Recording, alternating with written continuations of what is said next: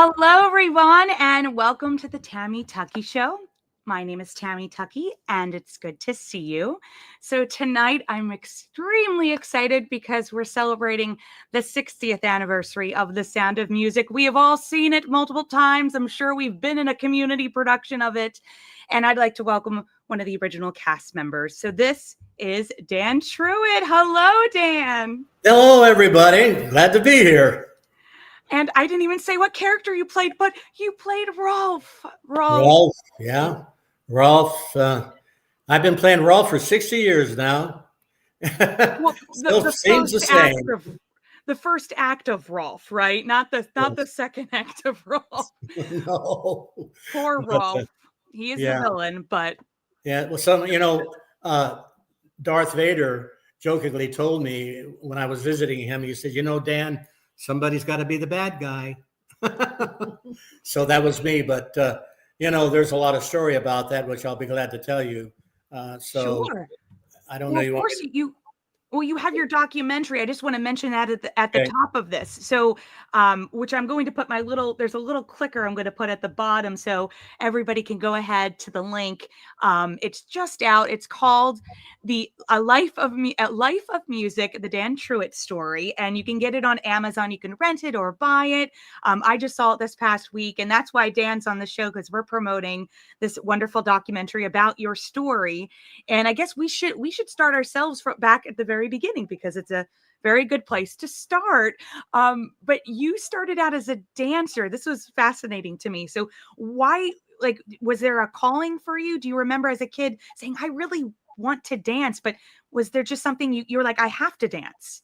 Well, it's kind of like chorus line. I went with my mother, and my sister. She was 5 years older than me. She went to a dance studio, and Mom took me with her. And Bobby Crockett and Dean Crockett were the owners of the studio. They had two daughters, Leslie and Allison. One was 5, one was 7.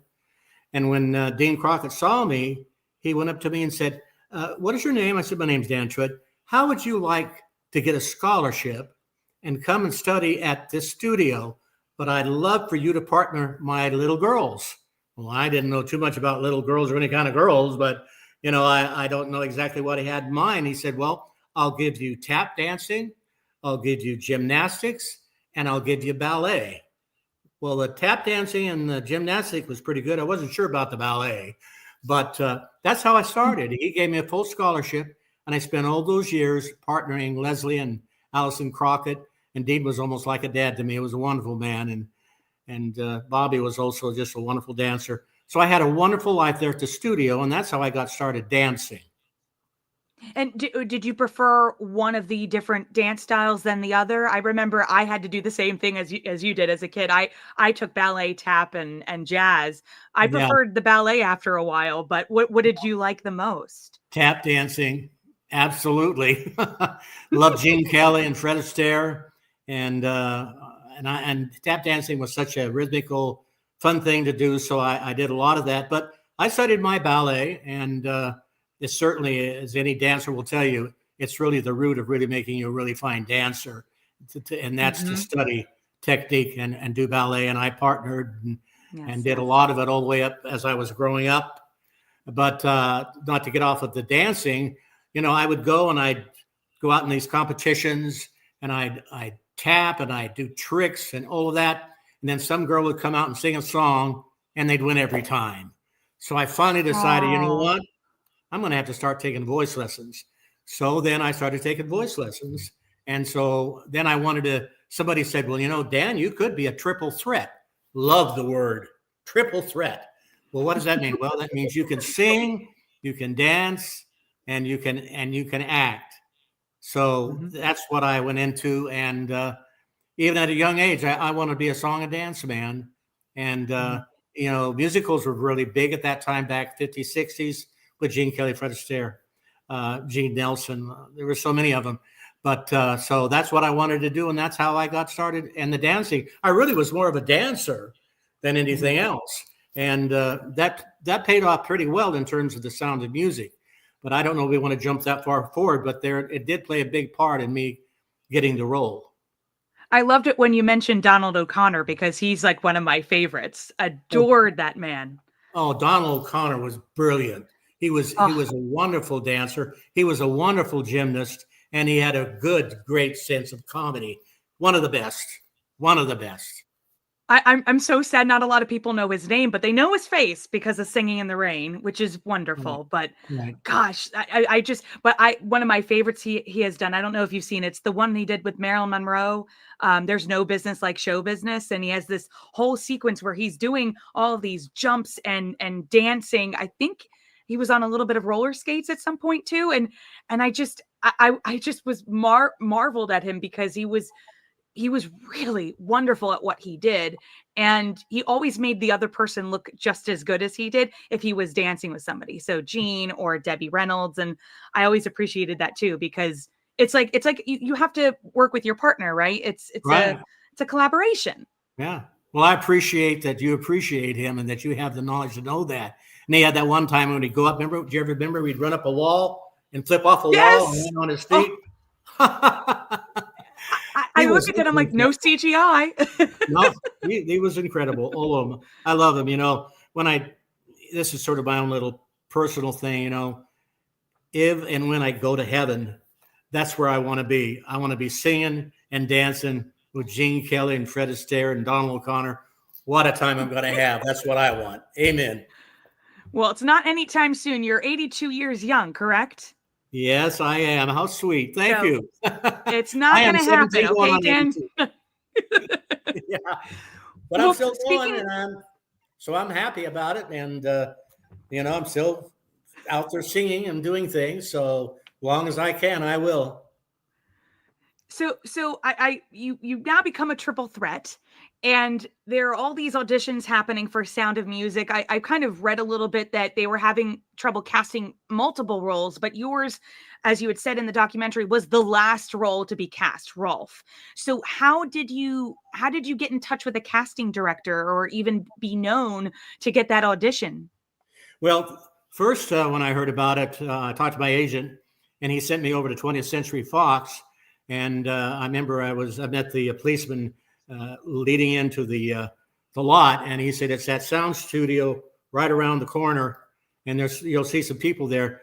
Well, I went around the corner, and I must have seen about 500 blonde guys standing in line, and they were running a little bit of footage, after each person and all of that. So I got in line, and of course I had dark hair at the time, and but then I didn't hear anything. My agent didn't hear anything. I said, I mean, I wish I would have had a chance to dance or a chance to sing or do something.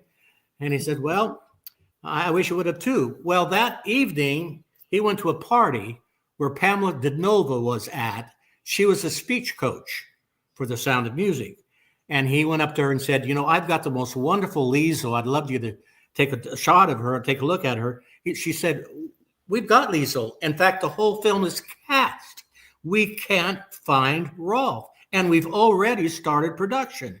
He said, well, I might have somebody. So he went out to the car, got a photograph of me, showed it to her, and she liked my looks. So she said, fine, I'll set up a meeting. So my agent called me, and I went over to 20th Century Fox, met Pamela DeNova, and she took me over to Bob Weiss and Saul Chaplin, who were the biggest producers of all time. And Saul Chaplin, I had a really soft part in my heart for him because when I was a kid, my favorite singer was Al Jolson. And he had written a song with Al Jolson, the Anniversary Waltz. Oh, how we danced on the night we were wed. Anyway, so that kind of tied things in for me. And when I went in and met Bob, he said, well, Dan, I have a scene here I want you to take a look at. And it was a Nazi scene. They were having somebody believable that could play that scene and do the other parts of the movie. So he gave it to me. I went and I took it home, came back the next day, and I read it. They liked me. So they sent me over to Dee Dee Wood, and she had been the choreographer for Mary Poppins, Mark Bro, Dee Dee Wood, Mark Bro. Well, I was a dancer, and so they gave me some steps because they didn't want the gazebo scene was not supposed to look like two really big professional dancers but more like two kids having a lot of fun, jumping around and all of that. Well, it was so simple and easy that I did all that. Then they had a grading system, and they sent me back to Bob Weiss, the director, and they gave me an A+. So Bob liked that. Nice. So he said, Dan, what I'm going to do, we don't have time for a screen test. We're going to have a personality test. That means I'm just going to put you in front of the camera, and I'm just going to talk to you. You just be natural.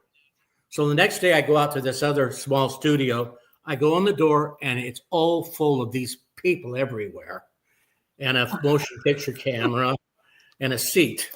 So I go in and I sit down. He said, now, Dan, I'm just going to talk to you, and you just be normal. All these people are in here watching me. Okay, so he started talking to me, and after a while I said, Bob, do you mind if I sing? He said, Dan, I didn't know you sang. I said, yeah, I sing. He said, well, what do you want to sing? I said, I want to sing 16 going on 17. So I sang 16 going on 17, and I'll never forget it. Tammy, as long as I live, I looked around. Everybody was smiling. It was just beaming. You know, Bob Weiss was beaming, and he said, well, wonderful, Daniel. We'll be in touch. So I walked out, and the next day I had the part of Rolfe in The Sound of Music. The last one cast. I was the last person. So I remember when I went on the lot the next day, they sent me over to the daily rushes so I could meet the cast. And I remember going in the door, and I saw Julie Andrews, the back of her, and right behind her was an empty seat. So I go, oh boy. So I walked in there and I sat down behind Julie Andrews. And the whole time the rushes were playing, I was thinking what I was going to say to her. And so as soon as the rushes were over, I get ready to talk and stand up. Julie Andrews turned around and saw me. Says, you must be Dan Truhitte. Congratulations on getting the part of Rolfe. I have loved her ever since. She was so wonderful. But that's a true story. She knew your full name. Like, yeah, she knew who I was already. I don't did her a day, but I had the part of Rolfe. So that was that your first film? Was Sound of Music your first film? Yeah, that was my first film. I did a lot of nightclub work and stage acting and all that type of thing, but that was my first film, totally unknown. And I got the leading juvenile role in the biggest movie of the time, The Sound of Music. She probably, to me, because I remember when she was interviewed for Mary Poppins, she talked about how she was a newbie. She was like, I didn't know what I was doing. I'd never done a film before. So she probably was like, this guy probably needs, somebody to at least confide in and talk to. So that was so sweet. Yeah. I love that. And you guys have you stayed in touch over the years at all with Julie? Well, on and off. There were times when we were more in touch, and then there was long periods of time when we weren't. And certainly now with all this distance and time, we haven't been that much in touch. Like I said, I turned 82, and Julie just a couple of weeks ago turned 90. And I can remember on the lot way back 60 years ago talking to her. And I told her I was 20, and she told me she was 28. And so have you, because The Sound of Music actually was filmed in 1964. It was released Easter of 1965. So that's how that all came together. But she was so wonderful all through that, just the kindness. We had so many things.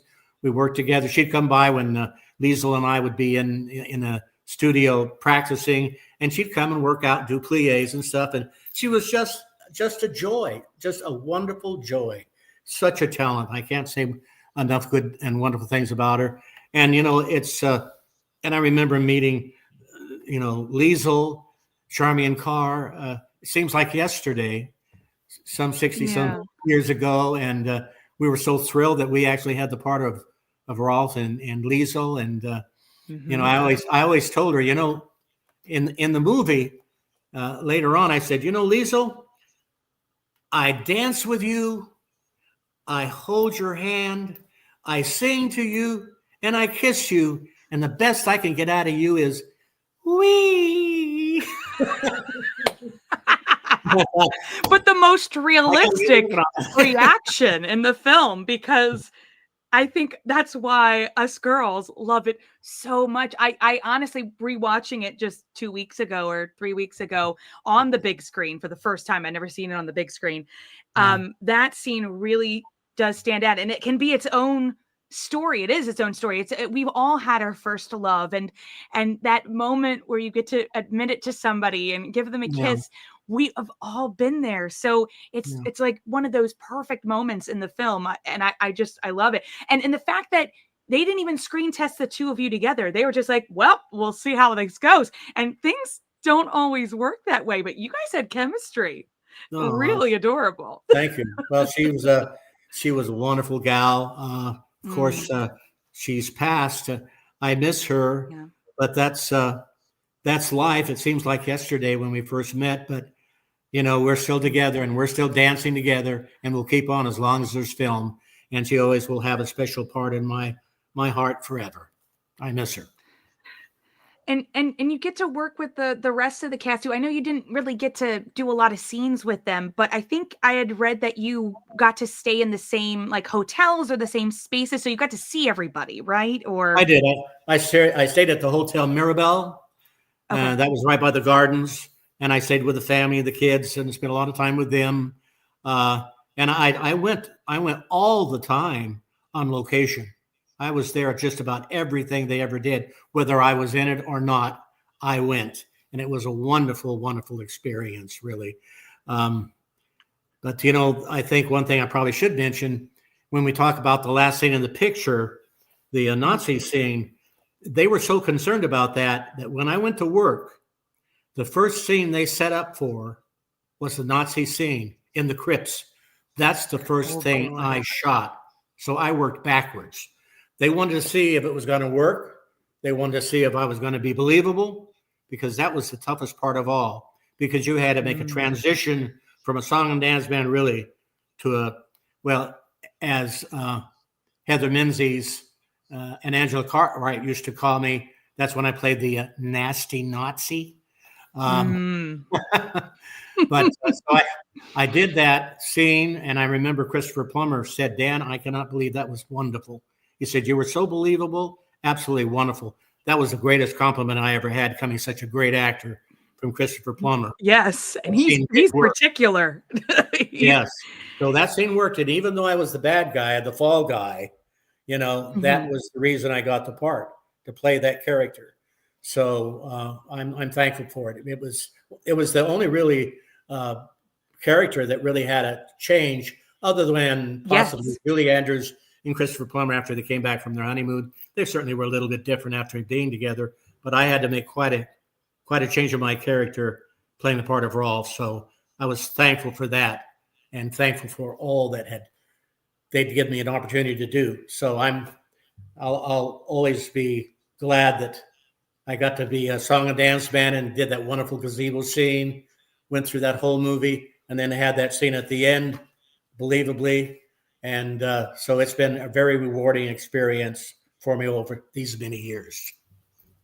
Well, one thing you mentioned in the documentary, and I completely forgot because I had been in the Sound of Music as a kid in community theater, is that Rolfe helps it doesn't reveal the family at the end of the show, and he goes off, but the movie changes it. So I'm curious. I'm wondering if back in the day, the people that had seen this on stage with Mary Martin, if they were like, "Oh no, they made him truly evil." You know what I mean?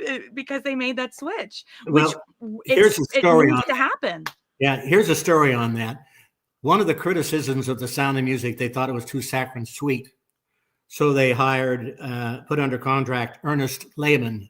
He's an Academy Award-winning screenwriter, to work on the script of how we could make it more realistic of what it really was like. And of course, he went to work on the part of Rolfe, because in Mhm. the original play, when Rolfe finds them, he just says, they're not here, and does not Yes. turn them in. And of course, with Mhm. me, they have all that scene with them hiding behind the crypt, and then the dialogue with Christopher and the gun, and you'll never be one of them. And then that reaction that absolutely changed me entirely, where I went off and blew the whistle on them. Mhm. And I guess that's sort of been the standard thing among the world today, is blowing the whistle on somebody. They got that from me. That's me. I did that. But well, anyway, well, yeah. well, on the Facebook pages for The Sound of Music, they've been sharing more behind the scenes photos. So I thought I'd share a little bit because I'm not going to play any clips tonight. But There you are. Look at you in your little outfit, your little telegram outfit. Yeah, I just love the costuming in this film is wonderful, wasn't it? wonderful too. Yeah, Oh my absolutely. gosh. And those shoes that Because you could see the detail. I'm wearing, Gene Kelly wore. That, I mean, with the costume, people told me that Gene Kelly wore those shoes, so that certainly helped my dancing. And of Oh, course, what? well, I was just looking at the other shot with Liesel. I remember it all so well, absolutely. But yeah, wonderful, wonderful experience. And Did those shoes disappear, wink, in your suitcase? I can't do that. There was a lot of things I like to have had from the movie, from the whistle to the shoes to a lot of things, but no, I didn't. But it was just a wonderful, wonderful experience, wonderful time. Well, here's some more photos. Yeah, I remember it And well. we heard, so could you tell the story? Because I had heard that that Liesel, that she actually hurt herself. She hurt her ankle, and the original copies of the film showed that it's bandaged at some point. But now, because of technology, it can be digitally removed. But what exactly happened? Were you actually Well, filming a first of all, let scene, me or? say that we never did any dancing in a gazebo in Austria. They've got a gazebo there, but we never danced in that gazebo. When she Yeah. runs out, when they cut back to Rolfe getting up, we are at a sound stage at 20th Century Fox. And of course, we Mhm. had the gazebo with the water pipes, arc Yes. lighting, and all of that. Well, some of the water got on the floor. And while we were dancing, she Oh. slipped and fell and put her foot through one of the panes of glass and cut her. It Oh. wasn't real serious, but serious enough. And of course, then they wrapped her foot up. And with some of the early footage, you'll see it. But with Mhm. the new technology in the later years, they could completely get rid of that. But yeah, we had to deal with that, with the rain and everything, dancing and her hurting I herself. didn't even think of the rain part of it. Yeah, it's, but you guys, again, beautiful scene. And I think a lot of people, so when everybody sees it, here's another great behind the scenes. So you Yeah, can see one of the lighting gentlemen in the yeah, back left. absolutely. Well Yeah, lit too. You know what I mean? Because a lot of movies these days are not lit. Like this is all happening at nighttime. You can clearly see it, but it's nighttime. So just another appreciation thing. well, Um, they had the greatest artists in the fields that they had, from mm. sound to lighting. They knew what they were doing, and that's what created that incredibly wonderful picture. So there are a lot of, obviously Sound and Music is just in the pop culture stratosphere, and a lot of people pay homage to it. So like SNL did a sketch. I'm sure you've seen it. I'm not going to play it here. But Family Guy has done an homage. People go to the gazebo. I found this photo of my mom and Aunt Maureen in 1980 at the actual gazebo there. So that's Aunt Maureen playing Liesel and my mom playing Rolfe. Great, great. So we just found this. I was like, I had to show it. There are just so many people that have been in stage shows. So here I have to show another photo. This is a family photo. We did the Sound of Music. I was Birgitta. My parents were in the background, and my mom was so thrilled because she was cast as the lady at the end of the show, at the end of the concert, who places second, and she keeps bowing. So this Yeah, is what she it's wore. yeah. So there she is.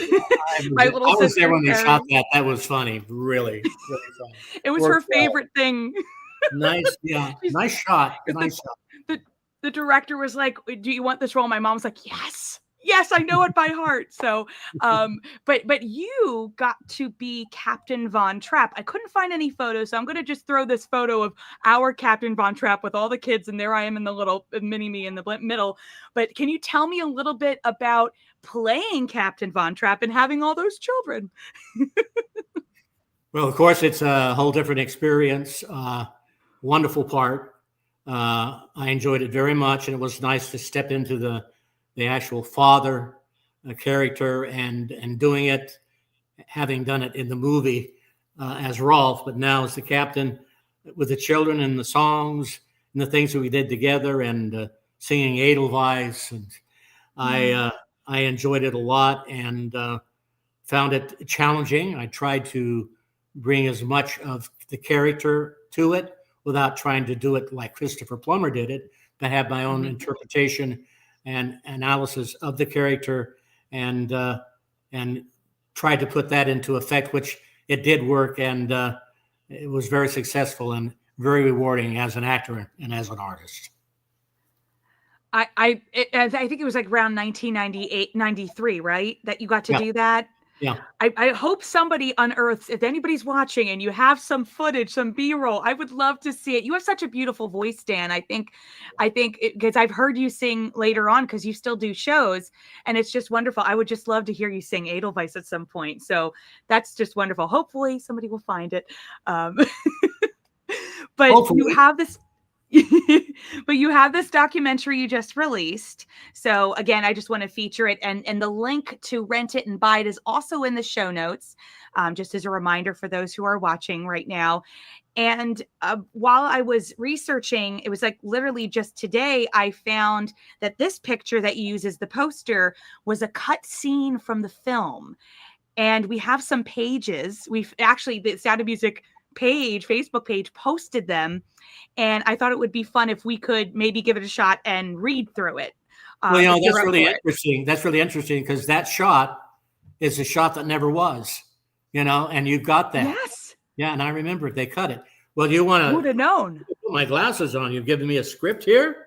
Yes, you have a script and I have a script. Let me pull mine up here, and I'm going to show. I have some other photos from that scene. So just to set it up, it's during the Do Re Mi sequence, which is why it was cut, because of timing and pacing. Exactly. But Liesl runs into Rolfe, and Maria finally meets Rolfe after hearing all about him. So I guess I'm going to do a dual role in Liesl and Maria, and just read kind of the setup. So you're a talented actress. You can do that. I'll try. So here we go. Okay. Liesl turns and waves to Rolfe. He sees her and waves back and detours towards her. She moves to meet him, and we move in close as he gets off the bike. Hello, Rolfe. Hello. Would you like to go on a picnic with us? Picnics are for children, and so is that get up. Gesturing to her costume. Well, please say something nice. I don't believe we've met, from Maria off stage, and they quickly glance, see Maria has noticed them and is approaching. Oh, this is Rolfe. How do you do, Rolfe? How do you do? I'm Fräulein Maria. Oh, the governess of my brothers and sisters. That's right, Liesl's friend. Uh-huh. Well, I've got to be going. He quickly gets on the bike and pedals away. Liesl takes a few steps after him, stops, and watches him ride off, oblivious to the others. And after a moment, Maria says, Young lady, your brothers and sisters and their governess await you. And Liesl turns and smiles. End scene. It's been 60 years since I've seen that scene and that script. Thank you very much for bringing that back to me for our 60th anniversary. Oh my God. Well, I hope maybe they can. I've never seen it published. Do you think they might still have a copy of it and they might ever release it? It's hard to say right now with the fame and the desire and so many people interested in the history of the movie, what might happen, but it's there. It's in the Library of Congress. You can't do any better than that. Do you, were there any other, to your recollection, any other scenes of Rolfe that were cut? I don't think so. Okay. Well, I think it would have been perfect, but I do understand you've been mentioned before we talked. It was like it interrupts the flow, but it is what it is. Yes, so it is. so now we have this documentary. Tell me a little bit about how did it become? Like, how did it get started that somebody had asked you? Because I'm sure everybody's been asking, where's Rolfe? After all these years. Well, I got a call from a gentleman called Steve Zambo, who is the owner of Salty Earth Pictures in Wisconsin, big Sound of Music fan. And he called me up and said, Dan, I'd surely love to get you to come here and meet me. Well, so he flew me over, and I did a couple of cameo roles in a couple of films. And I said, I would love to get a life story of my life. And because I have so many photographs, I have those old records of recording and singing. And he was such a fan, he took it upon him. And he's worked the last 3 years putting together this story of my life with film footage going all the way back to the time I think I was 6 or 5 years old. So that's how it got started. And I'm totally thankful for a man that would dedicate to that. He even sent his daughter over, and she did a lot of shots where we shot the sound and music, which are inculcated within the film. And it's very interesting and truly a story of my life as a song and dance man through the many years, and the wonderful family that I have, and my wife Trillia, and my 3 daughters, and my 3 sons, and my 13 grandchildren. My life is my goodness. My life, it's the Von Trapps. A new one on its way. And so my life has been really wonderful, and I'm thankful for that, and how I've lived my life here these last years in the wonderful family that I have. I think my favorite part in the documentary is learning that you are a vocal teacher. And I think teachers are some of the most selfless, wonderful people in the world. So what is it like to teach, new students about the vocal technique? Well, probably I've been teaching for about 40 years, so I probably taught about 1,000 students. Very exciting, very rewarding. A lot of them went ahead and did a lot with their life. And teaching voice was always a different, I approached it a little bit differently than a lot of people, but it was rewarding for me. And of course, I raised my family too, and my sons, Thomas and Rolfe and Daniel. In fact, Daniel's has 5 little girls. I'm very proud of him. And then I've got my daughters, and they've got wonderful children. And I just can't thank you enough for letting me mention their name, Anna and Aaliyah and Tammy and all the other ones, the kids. There's so many. But you don't have whistles for them at all. Whistle sounds like no, I don't whistle. Them, right? They wouldn't come. They would not come. But I've had a wonderful life. I can't say any more than that. And you were mentioning Edelweiss. You want me to sing Edelweiss to you? Yes, please. That would be perfect to end this. Go ahead. All right. Edelweiss,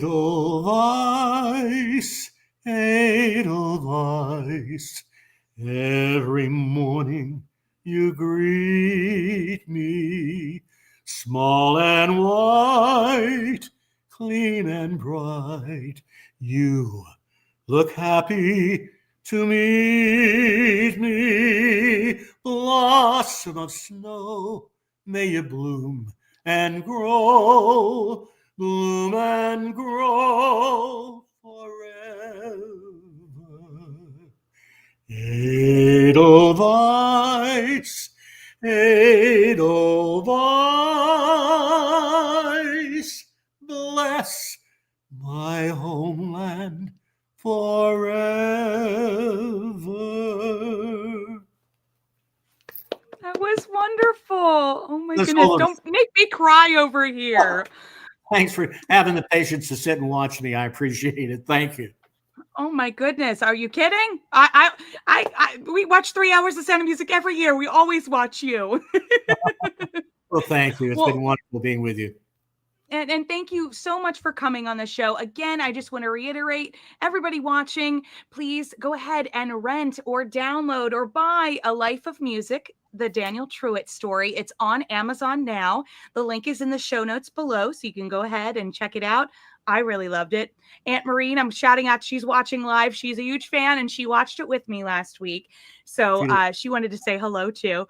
But thank you so much for being on the show. And thanks to everybody who's been watching. We have a lot of people who've been watching. If you enjoyed our conversation and want to see more, just hit that little subscribe button, and you could stay up to date with me at tammytuckey.com. And Dan, do you have your Facebook page? Do you have any other social media pages to mention? Or well, I do want to mention, if you're in this area where I live, North Carolina, Concord, Kannapolis, the movie is going to be playing at the Gym Theater in Kannapolis and I'll also be doing some entertainment, and it's free. It doesn't cost anything. I'm donating it to the public, but it's on the 26th of October at the Gym Theater. They can go to the Sound of Music, Amazon.com, A Life of Music, the Daniel Truhitte story, or they could go to Salty Earth Pictures and they could get tickets to come and see it.